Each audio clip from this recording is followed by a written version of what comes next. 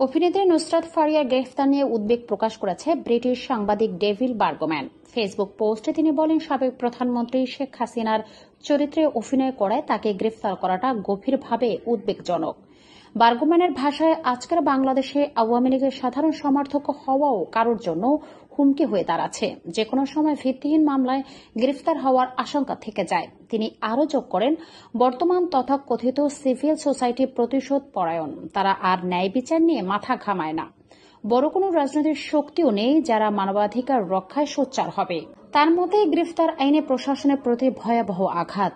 এটি ন্যায় বিচার নয়, বরং দায়বদ্ধতার মুখোশ পরে প্রতিশোধ।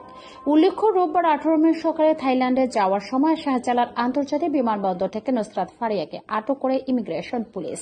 পরে তাকে ভাটারা থানায় একটি হত্যা চেষ্টার মামলায় গ্রেফতার দেখানো হয়। এই মামলার অভিযোগ করা হয়েছে, ফারিয়া ছিলেন ক্ষমতাসীন দলের পক্ষের অর্থদানকারী এবং এই মামলায় তার সঙ্গে আরও অন্তত 16 জন জনপ্রিয় শিল্পীর নাম রয়েছে, যেমন অপু বিশ্বাস, নিপুণ, সুবর্ণা মুস্তফা, ভাবনা, জ্যোতিকা জ্যোতি ও আজিজুল হাকিম। ডেভিড বার্গম্যানের প্রতিক্রিয়া এই ঘটনায় আন্তর্জাতিক মহলে প্রশ্ন তুলে দিয়েছে, বাংলাদেশ কি এখন ভিন্নমত শিল্পসত্তার উপরও দমনমূলক আচরণ করছে?